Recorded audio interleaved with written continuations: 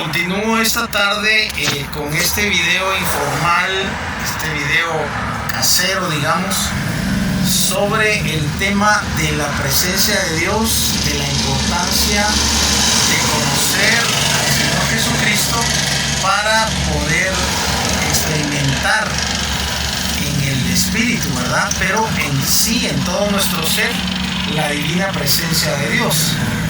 Habíamos estado diciendo que en el Antiguo Testamento, cuando Dios se manifestó visiblemente, la Escritura utiliza la palabra Shekinah, ¿verdad? Que los norteamericanos pronuncian Shekinah, pero es una palabra hebrea y esta palabra significa la presencia manifiesta o la presencia visible de Dios. Y sabemos por el Antiguo Testamento, específicamente por el libro de Éxodo, que la presencia de Dios, la Shekinah de Dios, se manifestó sobre todo en torno a la salida del pueblo de Israel de Egipto, acaudillado por Moisés, ¿verdad? Sabemos que comienza la historia con el llamado de Moisés a través del fuego que Dios adopta una forma de fuego sobre la zarza, y entonces se convierte en una zarza ardiente, pero que no se quema, no se consume, porque es un fuego divino, no es un fuego, digamos, químico o natural, ¿verdad? Sino que es un fuego espiritual. Dios allí se manifiesta, la Shekinah de Dios comienza a manifestarse visiblemente porque Moisés vio, dice la Escritura, vio el fuego y tuvo inquietud, tuvo curiosidad, y dijo: voy a ver por qué razón no se consume la zarza, ¿verdad? Porque él veía el fuego, pero la zarza no se volvía ceniza o carbón, ¿verdad? Entonces fue cuando Dios lo llamó, y a partir de ese momento sabemos que Dios se manifiesta a Moisés y al pueblo de Israel a través, por ejemplo, de la nube, porque Dios, cuando ellos ya salen, independientemente de las 10 plagas, que ustedes saben que fueron el instrumento con el cual Dios azotó, entre comillas, al pueblo de Egipto, pero sobre todo al faraón, ¿verdad? Para que el faraón al fin aceptara que no tenía opción más que liberar al pueblo de Israel, ya que la orden no venía de Moisés y de los ancianos, sino que la orden venía directamente de Dios. Entonces Dios se manifiesta cuando ellos atraviesan el Mar Rojo, se manifiesta desde ese momento de día, dice la Escritura, en forma de una nube, y de noche se manifiesta en forma de fuego. Y ya cuando llegan al monte Sinaí, entonces Dios se manifiesta también, la Shekinah divina de Dios se manifiesta en forma de un horno gigante, ¿verdad? Porque el monte Sinaí, que por cierto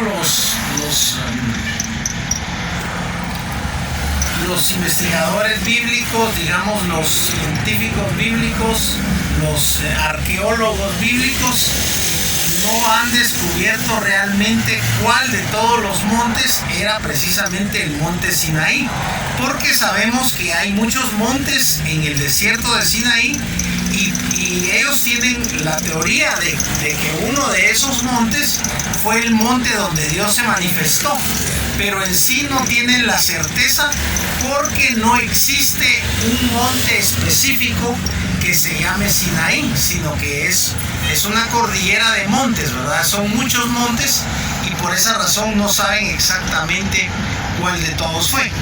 Pero el punto es que Dios se manifiesta en el monte Sinaí, y después, a partir de ese momento que Dios entrega las leyes a Moisés, se manifiesta también a Moisés y al pueblo mismo a través de una nube, ¿verdad?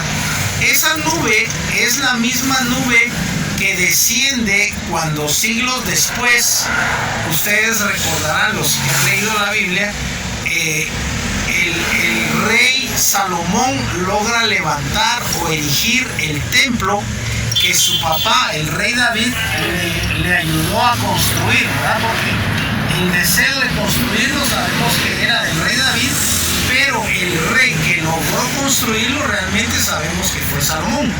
Y cuando Salomón concluye la construcción del templo, obviamente dice la escritura que hace sacrificios, obviamente de animales, pero los hace en un número de miles, tantos, dice la escritura, que no se podía contar cuántos miles de animales mataron para sacrificar a Dios en su honor, conmemorando la construcción o edificación del templo, ¿verdad? Que se denomina sencillamente Templo de Salomón, por haber sido el rey Salomón el que lo construyó, o bajo su reinado fue construido ese templo. Pero el punto es que cuando Salomón hace los sacrificios y ora pidiéndole a Dios que Dios respalde su reinado y que Dios respalde el templo, entonces dice que la presencia de Dios, esa Shekinah divina, se manifiesta precisamente en el templo en forma de una nube, de tal forma que los sacerdotes ya no pueden entrar, ya no pueden ellos ministrar nada, porque está nada menos que la divina presencia manifiesta de Dios. Ahora, obviamente, después de más de 3000 años, porque sabemos que más o menos David vive como 1400 años antes de Cristo y Salomón más o menos, por lo menos 1000 años antes de Cristo, ¿verdad?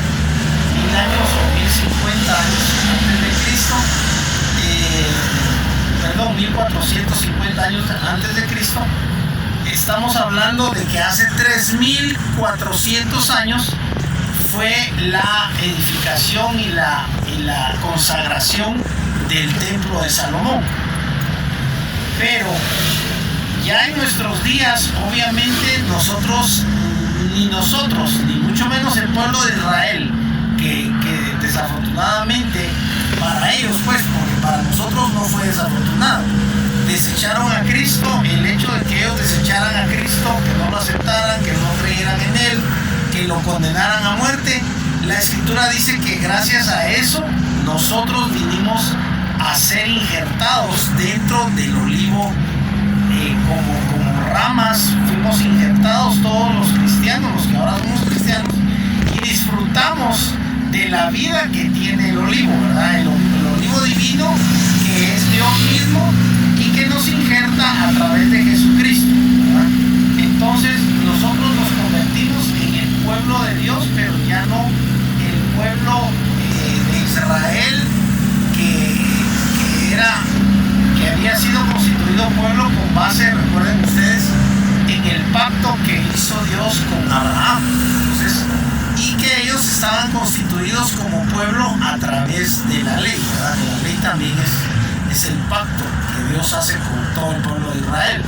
Pero a raíz de que ellos desechan a Cristo, que ellos no aceptan que Jesucristo era quien realmente es Hijo de Dios, Dios encarnado. Recuerden que Juan, el teólogo, dice de Cristo: en el principio era el verbo y el verbo era con Dios y el verbo era Dios. O sea, estamos hablando de que ellos no pudieron comprender, ni creer, ni ver, entre comillas, o ver espiritualmente, no pudieron ver a Jesucristo como el verbo encarnado de Dios. Así que nosotros hemos tenido este privilegio, pero hace falta muchísimos millones, miles de millones de personas que no han considerado la importancia que tiene pasar de un simple conocimiento, como estábamos hablando al principio, un conocimiento teórico de quién era Jesucristo, pasar a una experiencia de relación con Jesucristo.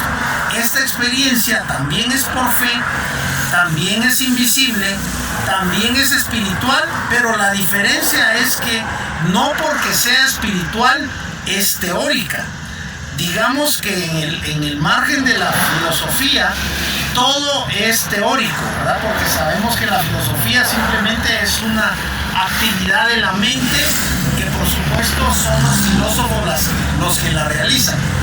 Personas, con todo respeto, comunes y corrientes como ustedes y yo, que no hemos hecho filosofía, no sabemos hacer filosofía, que no nos podemos llamar a sí mismos filósofos, definitivamente no estamos en este nivel de utilizar nuestra mente para analizar, para estudiar, para lucubrar, le llaman los filósofos, ¿verdad?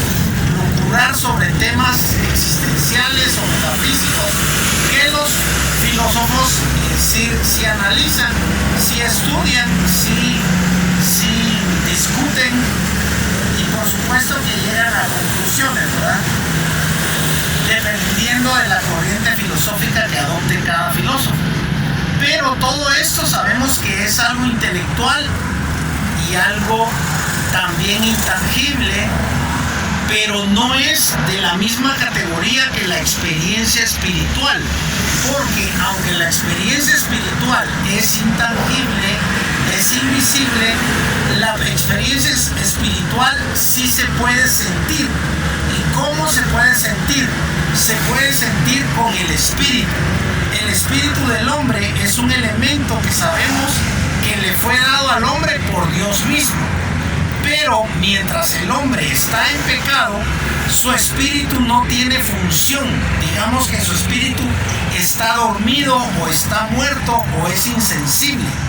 Para que el espíritu del hombre cobre vida, para que el espíritu del hombre pueda ser sensible al espíritu de Dios o a Dios, que es espíritu, necesita ser vivificado. Por eso es que Jesucristo dijo que había venido para darnos vida y vida en abundancia. Y cuando Él hablaba de esta vida, hablaba de la vida Zoe, de la vida de Dios. No estaba hablando de la vida que ya tenemos, del cuerpo, que comemos, que trabajamos, que estudiamos, que nos enamoramos, que engendramos hijos, que cuidamos a los hijos. A veces a la gente le toca la triste realidad de tener que enterrar a sus hijos porque alguna enfermedad o algún accidente los mata, ¿verdad? Generalmente se entiende que lo lógico es que los hijos sean los que entierran a los padres, pero sabemos que en la tierra hay muchas vicisitudes que están fuera del control de los hombres y entonces ocurren estas tragedias, sobre todo en estas épocas de COVID, ¿verdad? Pero el punto es que el hecho de que Dios se manifieste al hombre a través de la fe en Jesucristo, la fe que dice la Biblia que viene por el oír la palabra de Dios, por eso es muy importante abrir los ojos y abrir los oídos espirituales y estar con una mentalidad abierta a la palabra de Dios para que ésta genere fe. Porque si nosotros adoptamos una postura completamente atea o una postura materialista de no creer la palabra de Dios o de cuestionarla o de pensar que la palabra de Dios simplemente es una palabra que fue escrita por hombres, que por lo tanto no es perfecta y que la palabra de Dios tenga errores o tenga contradicciones. Y si nosotros no terminamos de creer esta palabra, no terminamos de aceptar la divinidad de Jesucristo, no decimos sí a la invitación que está haciendo Dios continuamente de que tú abras tu corazón a Jesucristo, de que tú creas que Jesucristo realmente, aunque murió en una cruz como un ser humano de carne y hueso, aparentemente común y corriente, Jesucristo resucitó tal y como dicen las Escrituras al tercer día. Y recordemos que la Escritura dice que después de resucitar permaneció 40 días todavía ya resucitado en la tierra y se le apareció como a 500 discípulos. Así que en esta tarde, para terminar, yo quiero que oremos para que tú puedas dar ese paso de fe, de dejar toda duda, de dejar toda incertidumbre, de dejar toda actitud atea o contraria a la palabra de Dios y tú abraces la fe, tú abraces la verdad bíblica en relación a que Jesucristo vino a morir a esta tierra en la cruz del Calvario hace 2000 años para salvarte y para salvarme. Pero bendito sea, en mi caso, yo hace casi 40 años que recibí en mi corazón a Jesucristo, que acepté a Jesucristo, que le recibí como mi Salvador, porque la Escritura dice a los que le recibieron. Por eso tú debes reconocer que si todavía no tienes comunión con Dios realmente, si solamente crees en Dios pero no has experimentado en tu corazón y en tu espíritu la presencia de Dios, la Shekinah de Dios, entonces que esta tarde tú puedas hacer conmigo la oración para recibir a Jesucristo como tu Salvador. Vamos a orar. Padre, en esta tarde te damos gracias por tu presencia, te damos gracias, Señor, por el nombre y la persona divina de Jesucristo, te damos gracias por la presencia, aunque invisible, pero real y divina, de tu divino Santo Espíritu.